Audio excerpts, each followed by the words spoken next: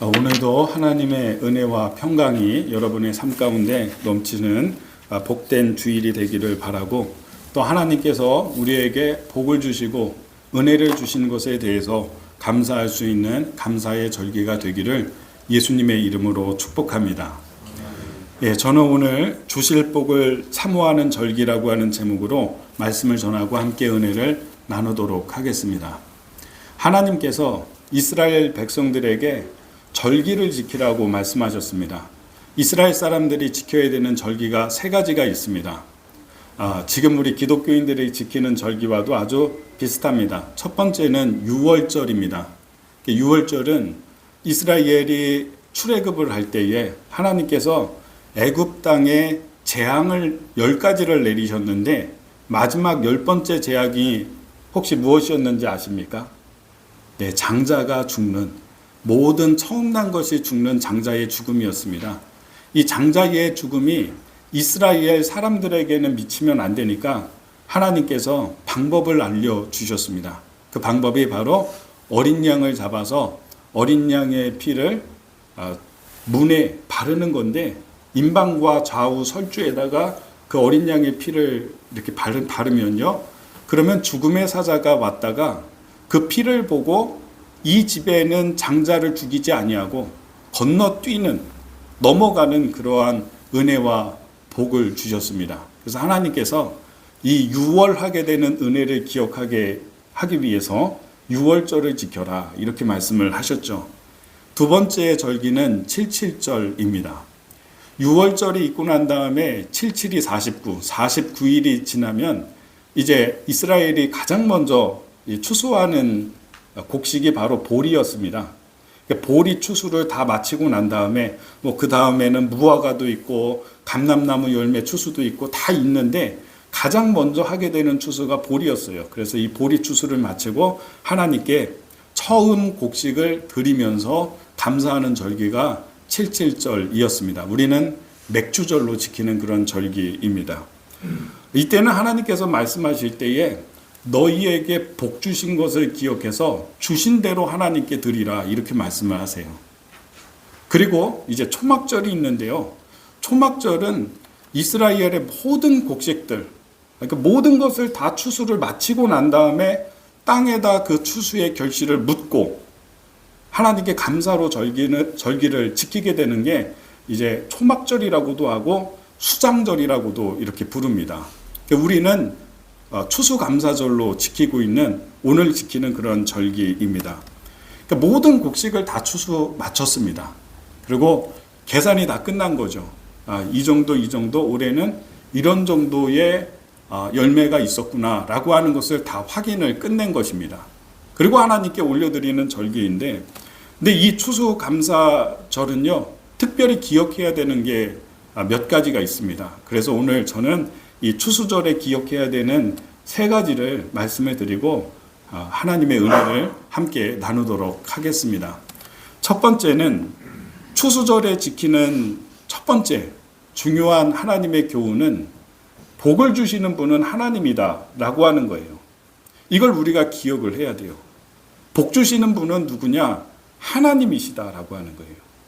하나님이 이스라엘 사람들에게 비를 내려주시고 이슬을 내려주시고 그래서 그 척박한 땅에서 곡식을 거둬들였거든요. 하나님이 비를 주시고 은혜를 주시고 곡식을 주시고 복 주시는 분은 하나님이야. 이걸 고백하면서 지키는 절기가 추수감사절입니다. 여러분, 우리나라 사람들은요, 우리 조상 때부터 굉장히 겸손한 백성들이었습니다. 그래서 우리 조상들을 가만히 보면은요, 제사를 지켜왔잖아요. 제사를 지키고 또 어떤 좋은 일이 있거나 풍년이 들면은 절대로 호들갑 떨고 좋아하지 않았어요. 조상 때부터 내려오는 이런 전통 가운데 하나가, 이런 좋은 일이 있고 또 풍성한 열매를 맺고 그 해 풍년이 이렇게 찾아오면요, 예년과 비슷하게 절기를 지켰다고 합니다. 추석을 보낼 때에도 그렇고 호들갑 떨고 야 대박났다 하면서 좋아하지 않고, 아무리 좋은 일이 있어도 한 2년 정도 지난 다음에 그 다음 해 정도가 되면은 그때 말이야 2년 전에 풍년이었지. 엄청나게 곡식들 많이 열리고 대단했지. 이렇게 얘기를 했대요. 정작 그 해는 막 사람들한테 얘기하면서 떠들면서 호들갑 떨고 그러지 않았대요. 겸손한 거죠. 겸손해서 우리가 이렇게 지금 잘 되고 있는 것은, 올해 풍년이 이렇게 든 것은, 이거는 하늘이 우리에게 복을 줬기 때문이지 결코 우리가 잘나서 우리가 잘 돼가지고 이렇게 큰 곡식을 얻은 게 아니야. 이런 생각을 했대요. 그래서 막 그냥 잘 됐다고 누가 이렇게 호들갑 떨고 좋아하고 이러면요, 너 가만히 있어, 가만히 있어. 이렇게 했다고 하죠. 겸손한 거예요. 그리고 복을 주는데 누가 복을 주냐? 조상들이 복을 주고 저 하늘이 우리에게 복을 준다, 이러한 생각을 우리 조상들이 했어요. 그래서 제사를 드리고 할 때에 굉장히 갸륵하고 정성스러운 모습으로 제사를 드리잖아요. 지내잖아요. 조상의 은덕이야. 이렇게 했던 거예요. 여러분, 우리 민족이 그렇습니다. 민족이. 그런데 우리가 잘못 알고 있었던 것이 뭐냐면, 복을 주시는 분이 저 막연하게 하늘이다, 이렇게 생각을 했어요. 그리고 우리 조상들이 복을 준다라고 생각을 했는데 그게 아닌 거죠. 이 천지를 창조하시고 우주 만물을 지으시고 우리 인간을 만드신 분이 누구냐면 그분이 하나님이신데 우리는 몰랐던 거예요. 그래서 오래전에 선교사들이 이렇게 들어와가지고 말해주기 시작했습니다. 우리를 창조하신, 인간을 만드신 분이 하나님이고 이 우주의 만물과 대자연과 저 하늘과 모든 걸 만드신 분이 하나님이시요. 그래서 우리에게 복을 주시는 분이 우리 조상이 아니라, 선조가 아니라, 저 하늘이 아니라, 보름달 이렇게 보면서 정한수 떠놓고 빌고 그랬거든요. 저 보름달이 우리에게 복을 주는 게 아니고, 동네마다 산당이 있고 큰 나무 같은 거, 은행나무 있으면 거기 가서 복 달라고 빌었거든요. 그 나무가 너희에게 복을 주는 게 아니야, 절대로. 여러분, 기독교인들은 분명히 알아야 되는데, 복을 주시는 분은 누구냐면 하나님이 복을 주신다. 이걸 알아야 되는 것입니다. 여러분, 추수절에 우리가 지키면서 이걸 명확하게 좀 해두고요. 그래서 우리 선조들이, 그 선교사들이 와서 하나님이라는 분이 우리에게 복 주시고 은혜 주시는 거야 라고 깨닫게 해주니까 많은 사람들이 하나님께 나와서 기도하고 감사하고 복을 구하고 예배를 드리기 시작을 한 거죠. 저는 여기 계신 모든 분들이 하나님이 복 주시는 분이야, 이걸 기억할 수 있게 되기를 바랍니다. 저는 이번에 이렇게 유튜브를 저도 이렇게 보면서, 저는 이게 다 알고리즘이 있잖아요. 그래서 그 사람이 보는 게 비슷한 것들이 계속 뜨잖아요. 저는 이제 설교가 많이 떠요. 목사님들 설교하는 게 계속 이렇게 좀 뜨더라고요. 그러면 그걸 보다가 보면은 내가 막 목사님들의 이 설교를 들으면서 야단을 맞는 것 같은 느낌을 받을 때가 많아요. 특별히 이런 부분이에요. 요즘의 교회가 너무 기복적이 됐다는 거예요. 복만 구하고 맨날 물질의 복을 구하고, 이것이 마치 신앙의 중심인 것처럼 기복적이다. 목사의 설교도 기복적이고 성도들의 태도도 기복적이다. 이게 막 그냥 목사님들이 막 신랄하게 비판을 하는데 제가 유튜브를 보면서 죄송합니다 하면서 잘못했다는 생각이 막 들고 위축이 들고 그러더라고요. 왜 그러나 생각을 해봤어요. 근데 저는 그런 영상을 계속 보면서 제가 깨닫게 된 게 뭐였냐면, 그래, 그렇다면 기복주의가 문제라고 하는데 나는 그러면 이제부터 기복적인 목사를 하겠다. 나는 기복주의 하겠다. 나는 기복적인 설교를 할 거고, 그러면 여기 있는 분들도, 성도들도 기복적인 설교를 듣겠지. 나는 기복적인 목회하겠다. 왜냐하면 저는 생각할 때 복을 주시는 분은 하나님이라고 믿어요. 그것이 어떤 것이든지. 아이를 갖지 못하는 사람에게는 하나님이 복을 주셔야 되는 거 아닌가? 사업의 길이 막혀서 힘든 사람에게 당신의 성도가 너무너무 힘든데 지금 물질적으로 힘들고 여러 가지 막 인간관계 문제로 힘들고 그런데 하나님이 복을 주셔야지 풀리는 게 아닌가? 그게? 저는 그런 생각을 하고 있어요. 어떤 성도가 문제가 있다고 한다면 그 사람이 지금 힘든 상황이 됐다고 한다면 하나님이 저 사람에게 복을 주셔야지 되잖아. 여러분, 하나님이요. 우리 선조들도 기본적으로 바탕이 내가 잘 되고 뭔가 내가 좋은 일이 있고 내가 복을 받은 것 같으면 우리 선조들도 기본적으로 내가 잘해서 이런 게 아니라 우리 조상이 나를 도와줬기 때문이구나. 하늘이 나를 도와줬기 때문이구나. 천지신명이 나를 도와줬기 때문이구나. 이렇게 생각을 했대요. 기본적으로. 그런데 우리는 복을 주시는 분이 하나님이라는 사실을 알고 있다고 한다면 어떻게 해야 되는가? 하나님이 복 주시는 분이시고 그러면 그분에게 내가 복을 얻어야지. 이 믿음이 있어야 되는 게 저는 마땅하다고 생각을 합니다. 우리 사랑교회 성도님들 세상에서 이 부분을 기억하고 그 하나님이 조상이 아니라 천지신명이 아니라 저 달림이 보름달이 나를 축복하는 게 아니라 하나님이 나에게 복 주신다.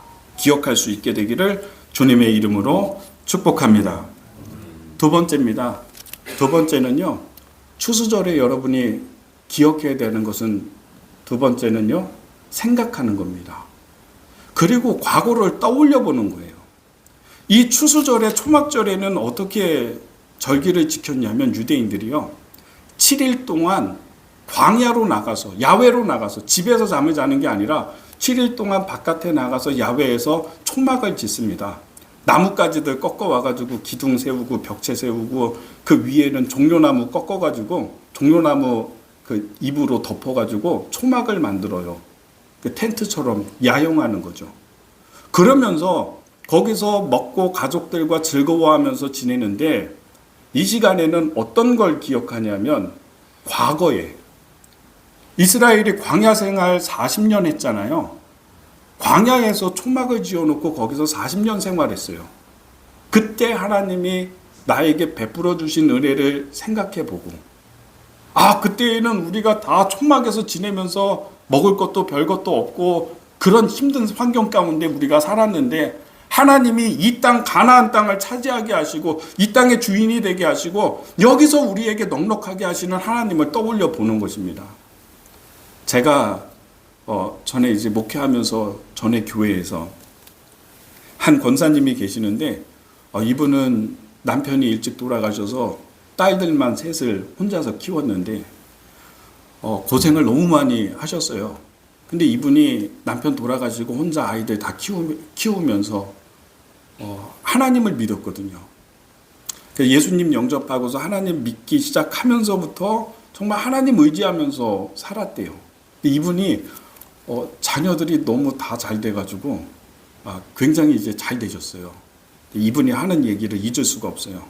목사님, 저는요, 제가 힘들고 어려울 때, 인생 살면서 어려울 때 있잖아요. 그때 그 남편 돌아가시고 가장 힘들었을 그때를 항상 생각한다는 거예요. 그때를 기억해 본다는 거예요.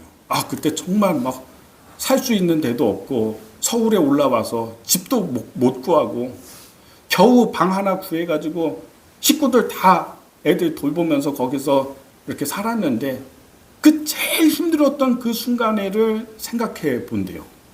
그러면 지금 힘든 거, 지금 어려운 거, 이거 아무것도 아니지. 그때 그렇게 힘들었는데 하나님이 지금 나에게 이렇게 많이 은혜를 주셔서 하나님의 은혜가 크구나. 이렇게 생각을 해본대요. 그러면서 지금 있는 어려움을 이긴대요. 저는 그 얘기를 잊을 수가 없어요. 추수절에, 초막절에 하는 일이 뭐냐면 그거 하는 거예요. 기억하는 거. 떠올리는 거예요. 여러분, 영어로요. 감사하다라고 하는 단어는 땡크죠. 땡크. 근데 이 땡크가 어디에서부터 왔냐면 띵크에서부터 왔습니다. 생각하다라고 하는 단어 think에서부터 땡크가 왔어요. 그 앵글로 섹슨의 그 어원에서 근원을 보면은요, think에서부터 thank가 왔습니다. 감사하다라고 하는 것은요, 감사는 생각하고 또 생각할 때 감사하게 된다라고 하는 의미가 있습니다. 어떤 일이어도 생각해 보십시오. 감사를 누가 하냐? 생각하는 사람이 감사합니다. 절대로 내가 나 혼자 지금까지 잘 되지 않았거든요. 과거를 생각해 보면서 그때 그 사람이 나 도와줬는데 그거 되게 감사한 거구나. 만약에 그 사람이 없었다면 어떻게 됐을까 생각해 보는 거죠. 그런 사람들 만나게 하신 분이 하나님. 그때 내가 진짜 힘들었던 그 시간에 그 사람이 그렇게 했던 것은 그냥 한 일이 아니구나. 이거 그 사람이 엄청난 배려고 그 사람이 엄청난 도움이구나 생각해 보는 거예요. 근데 이렇게 생각하다가 보니까 생각하고 또 생각하면은 이게 감사구나 하면서 감사할 수 있는 것입니다. 우리가 너무나 쉽게 넘어가는 게 뭐냐면은 가까운 사람에 대한 감사예요. 나를 낳아주신 부모에 대한 감사. 어쩌면. 왜냐하면 그분은 당연히 나에게 사랑을 베푸는 분이야. 이렇게 생각을 하거든요. 그분이 그렇게 한 일은 부모로서 해야 되는 일이지. 이렇게 생각을 하거든요. 부모는 나를 사랑하니까 그렇게 하겠지. 천만의 말씀. 뉴스 보세요. 요즘 뉴스 보세요. 연예인들 관련된 뉴스 보세요. 부모라고 해서 자녀 다 사랑하나요? 이상한 부모 많아요. 자녀는 당연히 부모를 공경해야지? 아니요. 그러지 않는 자녀들 많아요. 생각해 보세요. 저 사람이 하는 일들과 그 사람이 나에게 베푼 것들과 그거를 하나씩 가까운 관계일수록 더 생각해 보세요. 거기에 감사가 있습니다. 거기에 은혜가 있고요. 우리 사랑하는 사랑교회 모든 성도님들 이번 추수감사절을 보내면서요. 마땅히 하나님께 감사하죠. 사람에 대해서도 생각해 보세요. 그리고 한번 고맙다고 얘기해 보세요.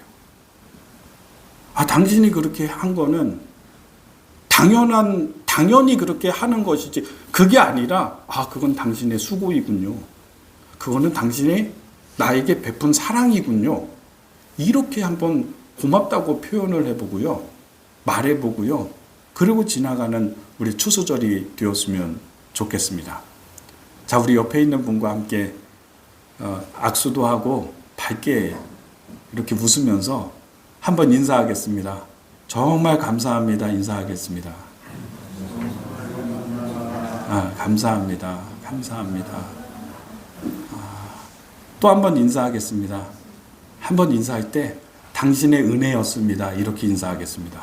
인사하십시오. 당신의 은혜였습니다. 당신의 은혜였고 사랑이었습니다. 배려였습니다.